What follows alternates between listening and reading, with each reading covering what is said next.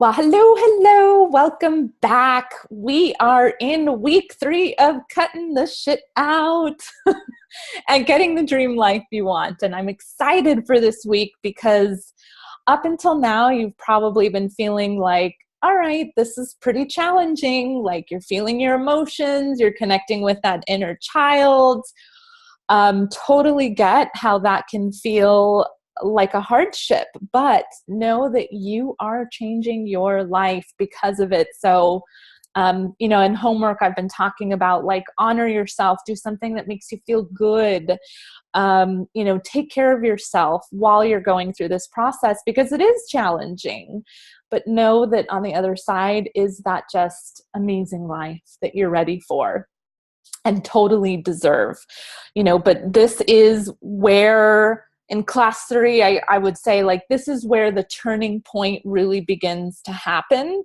So again, congratulate yourself, be proud of the work you've been doing, because again, it means you're changing your life and you're changing it for the betterment, like what you actually want. So let's begin today by going over the homework from last week. You were connecting with that inner child so that you could reparent or really reprogram yourself, is more of what it is. And this is what will allow you, the adult, to actually run your adult life instead of the child showing up and taking over, right? So I actually gave you 3 ways in which to connect with yourself. And whichever way you chose, my hope is that you were able to really see yourself, like really see yourself, and truly love that little girl or boy, knowing that they just didn't know any differently. They just didn't know what to do with all of that emotion or that experience itself.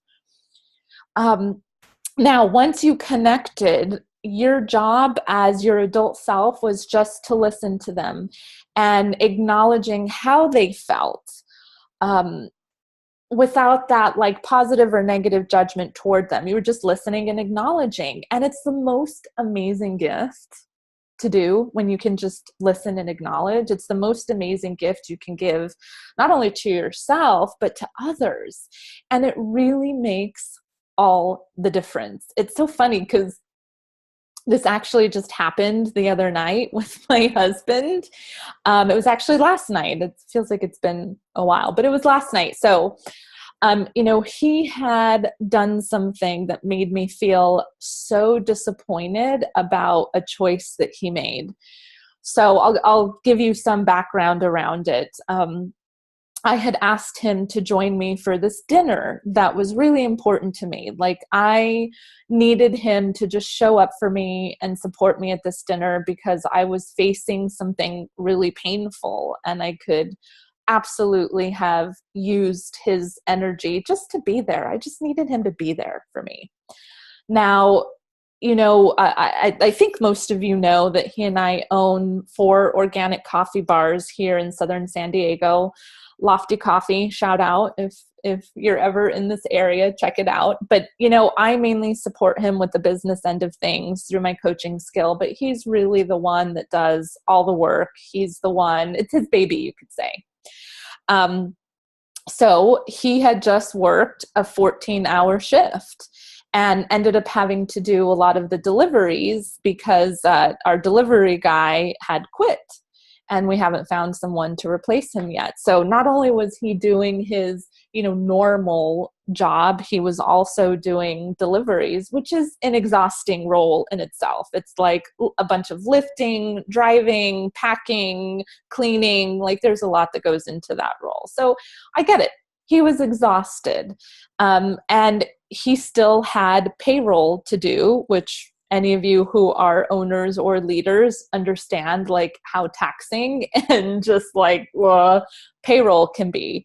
So his evening was like not going well after that 14-hour shift and still having to do payroll. So when I asked him, hey, I need you to come to dinner with me, he said he couldn't do it. He basically said no, and that he had to just stay and finish the payroll. And that really just, it just like in that moment, it made me very upset, but I didn't realize just how upset it was, or how, hurt I felt over it, until a little bit later. But it really did feel like, okay, not only did he disappoint me, but it felt like he broke something. He broke something in our partnership, like this trust that I have with him. And since then, I've been I'm going to take that away. It's more than kind of. I have been unconsciously punishing him by pushing him away and not really wanting to talk to him. Or I've been kind of like, I've been there, but I haven't really been there, like being present with him.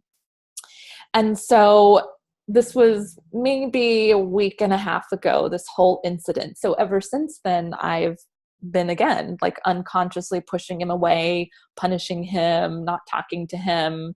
And he told me last night that he was feeling very disconnected with me. He finally like brought it up, that he's been trying, and he has, you guys, like he really has been trying to connect with me. And because a part of him knew that him making the choice to stay and finish payroll and not come with me hurt my feelings, like obviously, so he knew on some level. So he's been trying to make up for it. And so finally, when last night he told me, hey, I've been feeling really disconnected from you, and what's going on? Like, I feel like you're purposefully trying to push me away.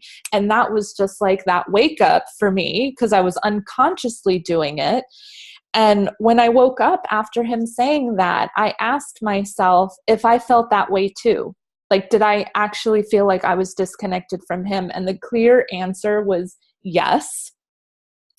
Then I proceeded to ask myself, when did I start to feel disconnected from him or act in that way? And well, right away, this incident came up. It was like ever since then.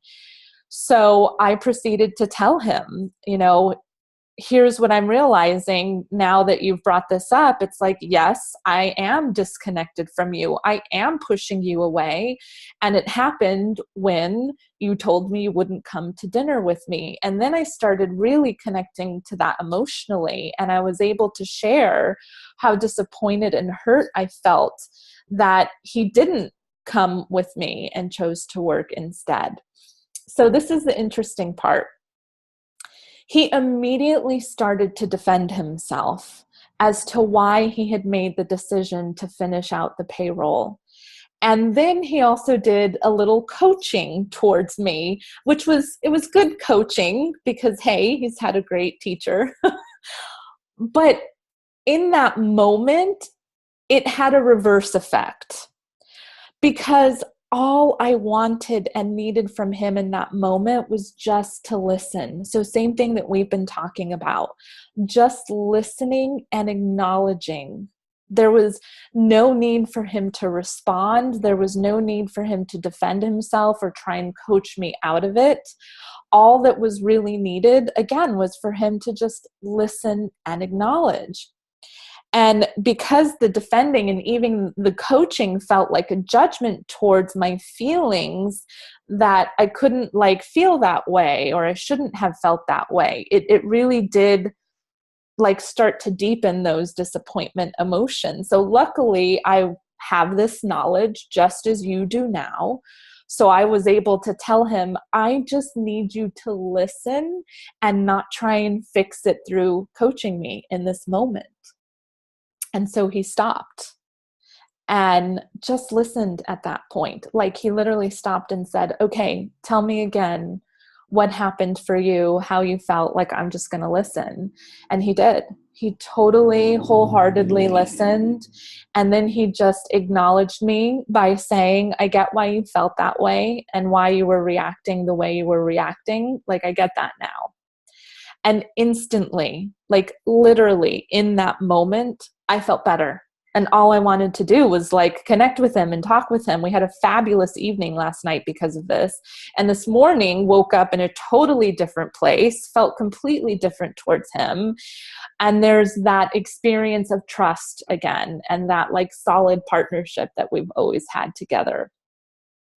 So my point in sharing this is that these tools that I'm giving you aren't just for yourself and your inner child. It's for like every relationship that you have in your life. If you could just listen without the positive or negative judgment and then just respond with an acknowledgement, like imagine how great your kids would feel. Or how much more intimate your relationship with your partner or your spouse would be, or how much more you could get from your team, or how much better you would be as a coach or as a mentor, how much more sales you could incur because you're just listening and acknowledging. So it can change every area of your life. I hope you get that. All right, so noticing your reactions was the second part of your homework. And this one is so important as well, not only for the child healing, but also for the adult having a better life. And I really hope you're noticing that your reactions are just an effect of some old wounded pain, and it's time to change those. And maybe you've already started to change your reactions. And if not, that's okay. But now is going to be the time for you to start changing those reactions. So this is going to be your first part of homework of this third week. If you see that your old way of reacting when you feel hurt, judged, bullied, whatever that thing is for you, whenever you're awakened to that, and that you're reacting from more of like a childlike reaction, then what you're going to do is the total opposite of that. So you're going to do something totally opposite. You're going to make a shift, you could say, okay? A 180. You're going to do a 180 shift. Like if normally you would avoid somebody because they quote unquote hurt you, that's a very childlike reaction. So doing something completely different with that would be to actually confront that person and let them know how you feel. Now, I don't mean confront in the sense of like get confrontational. That's not what I mean by confront. What I mean by that is that you're just not avoiding them. You're actually choosing to connect with them and speak your truth. Like share the truth in that. And I know that this may be hard, but if you don't change that way of reacting, what you're doing then is perpetuating what you've always done. Okay? I know, I get it. It is hard to change your reactions. But again, if you don't change what's up for you and you're doing the same thing again and again, nothing is ever going to be different. And here's something else that happens. Like, I think a lot of us go to this place of like, well, I'm going to give it to God. You know, God is going to make it change for me. So stop leaving it to God, the universe, nature, whatever you believe in or call it. Stop leaving it to that energy to do all the work for you. That presence can't help you if you aren't willing to help yourself. It doesn't work that way. You have to do the work. And you can do it hand in hand with whatever you believe in, God, source, universe, that presence. But you have to be willing to do the work yourself too. That's what's going to cause change, massive change to get this beautiful dream life you want. Okay, so before we move on to the next stage of the healing formula, I want to ask if you are done grieving. Are you done grieving? And hopefully you're answering with no, because healing comes in layers. And yes, there will always be another layer of healing. That's why this life is a journey. But what will be different now is that you will be able to handle that grieving with ease of the adult, understanding that it's okay, you are safe to feel your feelings and also to react in healthy ways. So I'd just like to mention that, yeah, you're going to keep grieving. You know, at the end of this 4 weeks, it's not going to be the end all be all. Like, you have to continue your path, your journey, but you're going to have the tools now to be able to do that in an adult, healthy way. Now, how you will continue doing this is through connecting to that inner child and really allowing him or her to express their emotions, as well as reacting differently than how you would normally, either in the moment or after the moment. So your reactions are going to be different either in the moment or after the moment. I say after the moment because you don't always realize that that inner child is showing up in the moment, but you definitely catch it later. Like, haven't you ever thought about something after and you were like, darn, like I didn't handle that very well, or why did I lie about that, or why am I totally avoiding them? Like, that's silly. That's usually what happens, right? Like, you can catch yourself later. It's much easier to catch yourself after because you're not hijacked. And if hijack is a new term for you, let me just share what it basically means. It's basically exactly what it sounds like. Like, you are hijacked in that moment. You are literally not yourself in that moment. And it just means that you are in an intense situation that has you feeling unsafe. And because of that, you will react in a fear response to try and protect yourself. So that's what a hijack is. You're in an intense situation, feeling unsafe, and because of that, you're reacting out of a fear response to try and protect yourself. So when that's happening, the child is totally present, running your adult life. And it's very hard to handle situations in this like grounded, adult, kind of higher conscious place because you aren't in the right state of mind in that moment. Once you come down from that intense emotional state, that's when you can start to see clearly. And this gives you actually the opportunity to go back to whatever that situation was and like clean it up. You always have the choice to make a different choice and not just like, oh, well, just brush it under a rug. I'll totally avoid that. Or, oh, well, they deserved that reaction. This is about you having a better life. So again, I know that it can be hard in the moment, but later in class, I'm going to give you a 4-step process that will help you be able to like catch it in the moment or after the moment and actually clean it up. And now that I'm saying that, let me just explain what cleaning up means. I get it might be self-explanatory, but cleaning it up just means that you're reacting differently. You're going back to the person or the situation to react in a healthy adult way rather than letting the child keep running your life. Okay, so later in class, I'm going to give you that 4-step process. For now, you know that feeling your emotions will always be needed to be happy and healthy. So we are moving into other parts of the formula, but don't forget that grieving is where you will be receiving the most healing, the most joy, the most love, the most connection. You just have to keep feeling your emotions. You just have to know that the other side is right there and you're going to see for yourself. This just came up. As Dory from Finding Nemo would say, just keep swimming, just keep swimming. Okay, so just keep swimming. Just keep allowing your emotions. You will get to the other side.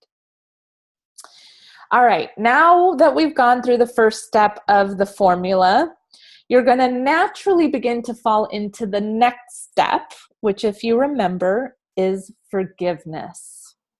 So I want you to close your eyes for a moment, okay? Go ahead and close your eyes. And when you hear the word forgiveness, what do you think of? So just listen to that word again and feel it. Forgiveness. How does that feel? Imagine feeling that no one can do you wrong. No one can hurt you. That at the core level of your existence, you are so connected with a universal energy called spirit, God, source, or many other things, whatever you believe in or call it, that you are so universally connected to that, and it is so powerful.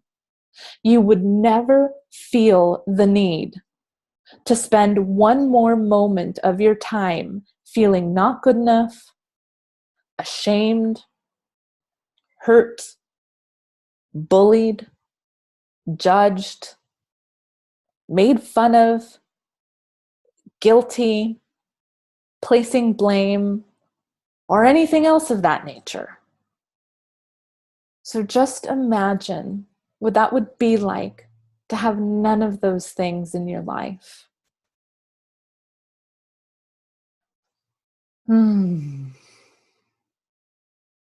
Feels good, right? Okay, so go ahead and open your eyes now.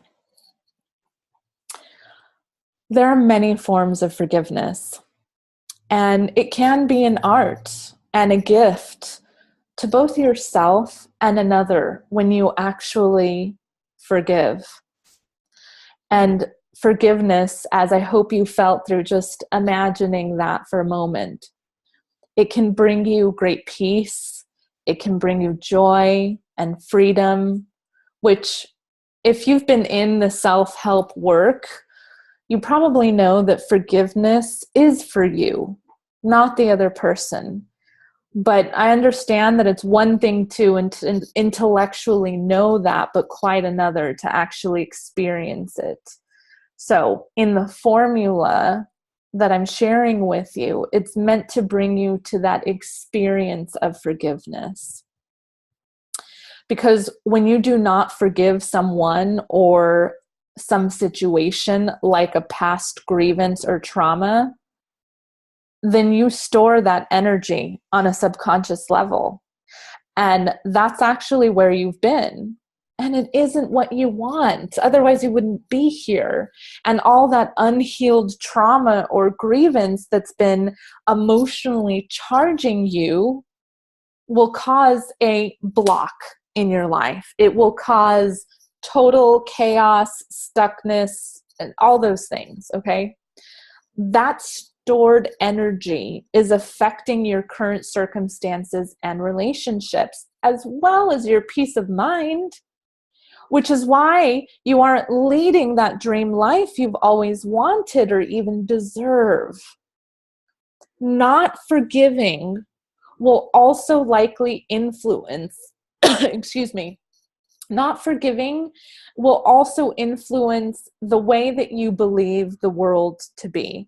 So, for example, if you have ever felt mistreated or wronged as a child, you may view the world as being harsh or scarce in love and goodness. That's an example. So, learning to forgive is not something we're taught as a child.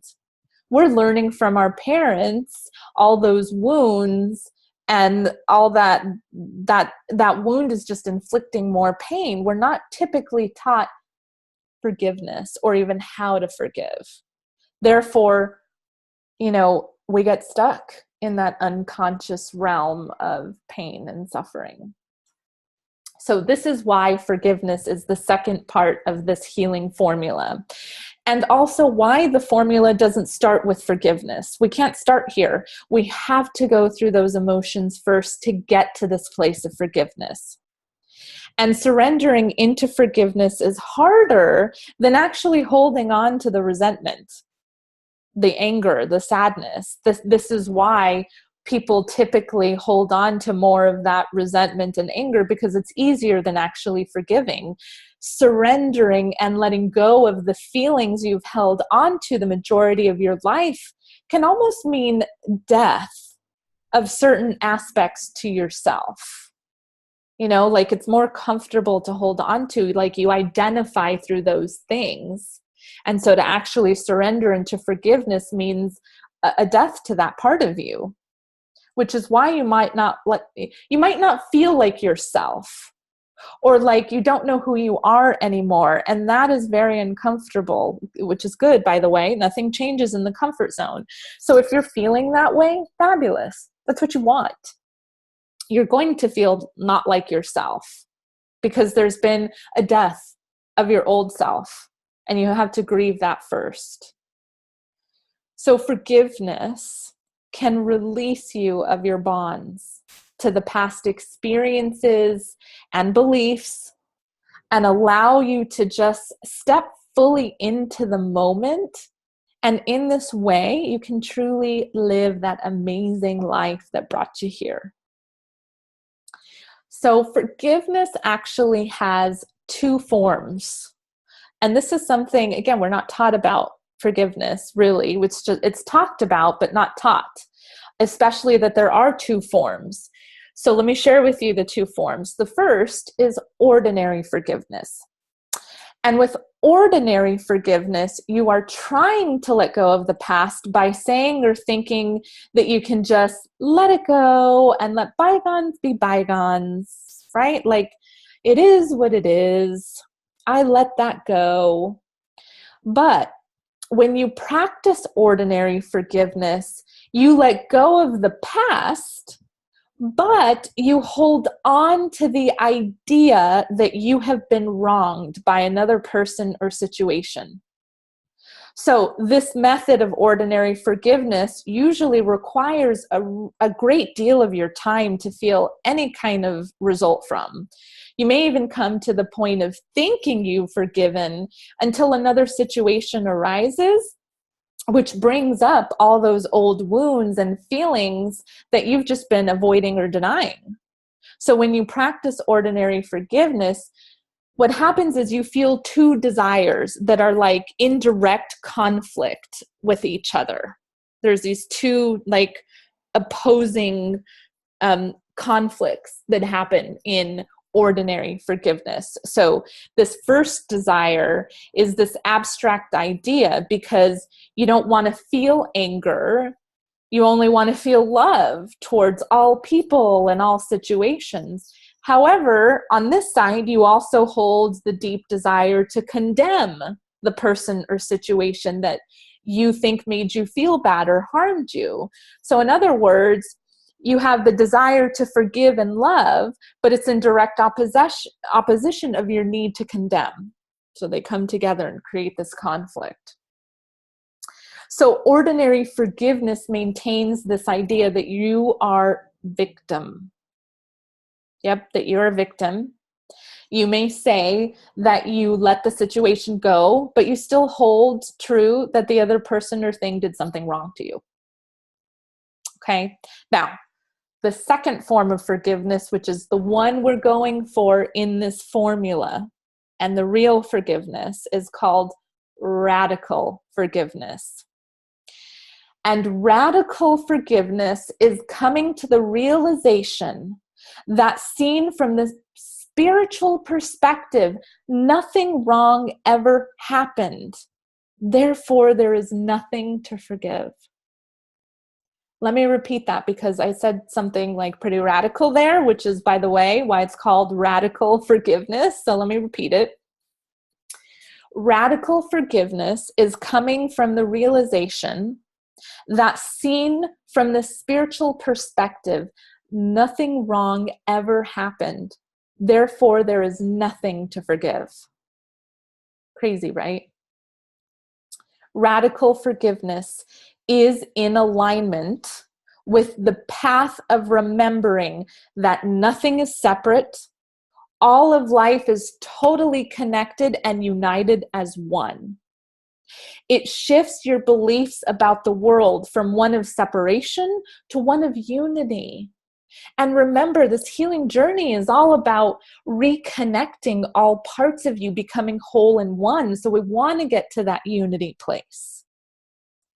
Radical forgiveness moves you beyond common reason, okay, for the wounds that have been inflicted. And usually the common reason for wounds is fear.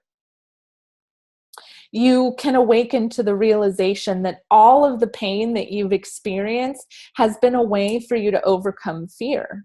And you can then live your life knowing that without exception, everything that has happened in your life is divinely guided and entirely purposeful and is for your spiritual growth. That's what radical forgiveness is all about. That without exception, no matter what has happened in your life, it's all been divinely guided and entirely purposeful for you to spiritually grow. Okay? So, radical forgiveness asks that you look at the present moment in order to heal past wounds. And you can shift the way that you look at your present reality. And by doing that, all of your existing problems in life can resolve.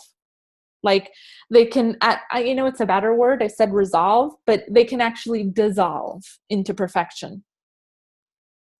So you might be asking, okay, how do you know if you have radically forgiven or ordinarily forgiven? Which is a great question. So there are two indicators that will show you whether you're in ordinary forgiveness or radical forgiveness, okay? So the first indicator is to notice how you feel when you think of a situation or a person that caused you some kind of harm, okay? If your reaction occurs in your body that is one of like love and compassion or peace towards that person or situation, let me reverse it. If that reaction in your body is anything other than love, compassion, or peace, then you know you're in ordinary forgiveness. You haven't radically forgiven them. So again, if you think of a situation or a person that caused you some kind of harm, and your reaction in your body is not one of love, compassion, peace towards that person or thing, then you are in ordinary forgiveness, not radical. The second indicator is if you become really upset when you see something similar occurring to other people. Okay, that's that second indicator. The more you feel upset, the more you are projecting the pain of that child holding on to that wound or grievance. So you will need to check in with yourself here to see if any of these indicators are happening. Okay, this will actually be your second part of homework. You're going to go back over either the list that you made from class 1, and you're going to look into each one of those things that you wrote about and see if you are in ordinary forgiveness or radical forgiveness using those two indicators. Okay, so you can either go back to your list or you can make a new list. If you choose to make a new list, I want you to think about the hardships that you're experiencing right now in your life. What are those things that you're feeling harmed, wounded, upset about? Okay, so you can make a new list or you can use the other list.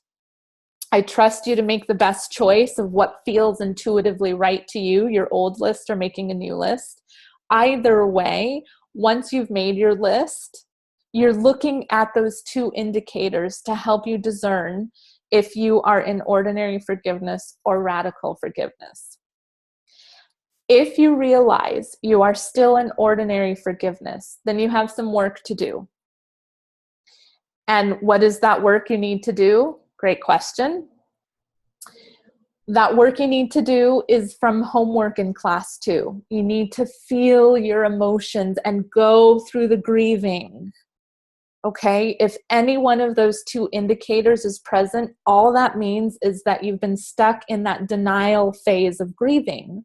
And to get out of that, you have to start allowing yourself to tap into those emotions and also connect with your inner child using those meditations. You got to get to both the adult and the child to express themselves. And you can do that through the homework in class too. Okay? Oh, so good. So let's get back to talking more about radical forgiveness here. It states that there are at least two realities that exist. And these two realities are called the world of divine truth and the world of humanity. So the world of divine truth is spiritual and it exists beyond the 5 human senses. So because of that, we can't really fully understand the world of the divine because it exists outside of our 5 human senses. It's mysterious to this human part of us. The world of human reality only exists within the 5 senses. And it's in this world of humanity that we as humans live as divine beings having experiences in human bodies. So you could say we're spiritual beings having human experience. So these two realities are part of the unfolding of a divine plan for your spiritual path. And if you resist that life which is provided to you, your existence will be painful. That whole thing, I'm sure you've heard this around, what you resist will persist. Like, to simplify it, because this is a very deep concept, but that's essentially what it means. What you resist will persist. So if you resist this divine path that is your spiritual journey while you are in this human form, then you will experience a painful existence. Don't get too stuck here. I just wanted to share this for you to understand that you are a spiritual being having a human experience, okay? And this human part of you will never truly understand the divine. It will always try and judge and seek safety. And it's something that we really can't understand fully. It's like, trying to explain the difference between sex and love to a 3-year-old child. Like, they're not going to get that. And trying to explain it more is only going to cause more confusion. Just know that this is on a divine realm. Every experience you're going through is totally perfect. You are perfect, whole, and complete, and there's nothing wrong with you or the experiences that you've been through. The only one saying that there is your human self. So just cut that shit out and just trust the spiritual being that you are and allow yourself to do the work needed, and you're going to reach your radical forgiveness. Okay? So remember earlier in class, I told you I was going to share with you the 4-step process that will support you in reaching that radical forgiveness in the moment or shortly after the moment. Okay, so I want to share that 4-step process with you. Take a drink of water here. Okay, step 1. You're going to look at the situation that you're facing and say, hey, look what I created. Okay, you did create whatever that experience is, that circumstance. Remember that from class 1 when we discussed you create your reality. So this will take you out of that whole inner child feeling all hurt and wounded, and it'll get you into the present moment with your adult self guiding you, okay? It's also going to allow you to step out of the victim role that the child felt and put you in a place where you belong, within your power, like co-creating with your higher self, okay? So again, you're going to look at the current situation and say to yourself, look what I just created. Step 2 of this process is you're going to notice any judgments that you may feel, and then you're going to send yourself love. So you're just going to notice another way of saying that is acknowledge whatever judgments you might be having on yourself, and you're just going to send yourself love. This step is all about recognizing that judgment, and it's part of being human and flowing between those two realities we just talked about, the divine and the human. It reminds you that you don't need to judge yourself or to judge situations. This is also going to remind you that the judgment you have for yourself or for others is simply leading you further into spiritual growth, and that you need that for your journey. Okay, it's part of that larger divine plan. So you need to go through whatever it is you're going through. Now, totally natural, because you might be asking yourself, how do I send myself love when I really feel like I don't deserve it, or like I'm guilty, or I should be ashamed, or I'm in fear, or I'm hurt, or whatever?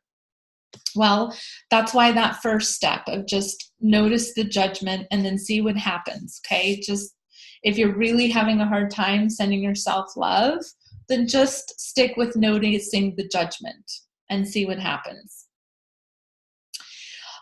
If you can send yourself love, it's as simple as maybe stating to yourself, like, I love you. Could be just as simple as that. You know what else? Actually, I just thought of this would be good, is like picturing that inner child you and telling him or her that you love them. Like when you actually picture them, tell them that you love them. It's almost like if you have children, you know how important it is for them to feel loved and for you to tell them that you love them, right? You wouldn't go to them and be like, damn, you're so stupid. Or, God, you fucked that up, like, dumbass. Like, you wouldn't talk to your kids that way. I mean, maybe you want to at some point. But ultimately, you would want them to feel loved, right? So you wouldn't kick your 3-year-old kid and tell them how stupid they are. You would tell them, hey, I get why you feel that way, why you did that, and I love you. Do the same for yourself. Could be just as simple as that. Notice the judgment, send yourself love by maybe even just saying, I love you, okay? Step 3 is to trust the realm of divine truth. You may not be able to understand the higher plan mentally, but you can trust that it will bring you the perfect circumstances for you to spiritually grow.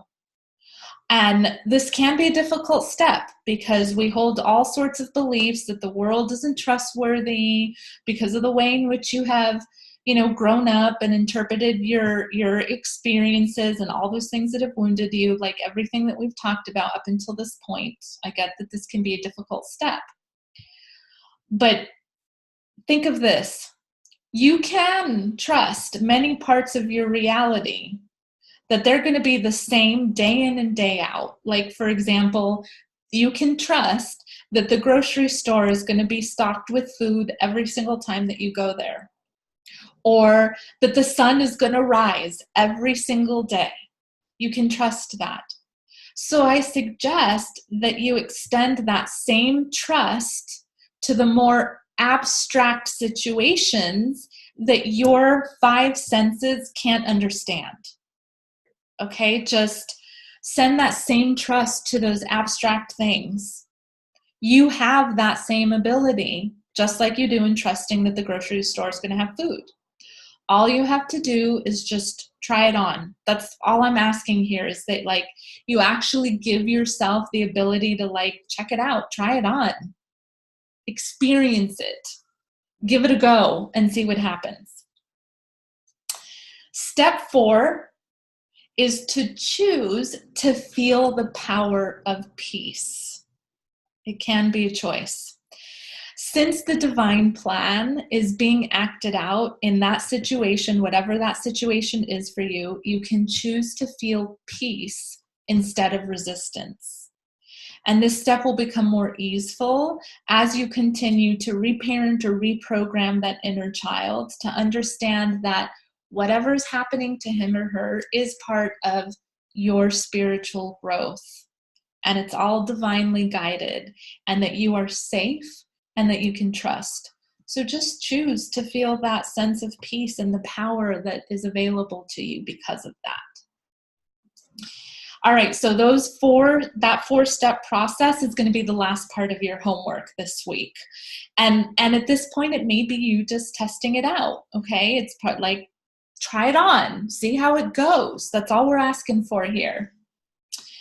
All right, until next time, enjoy the journey. And if you're feeling like, you know what, you should have taken me up on that offer to upgrade to the 2 coaching calls to support you on your path, I'm still going to extend that offer to you at half price, okay? So if you're feeling like, you know what, I wish I would have done that, cool, reach out to me and we'll get you set up for that. If not, keep going. Just keep swimming, okay? I can't wait to hear how things are going. Keep cutting the shit out, reaching for your dream. I'll talk with you next week.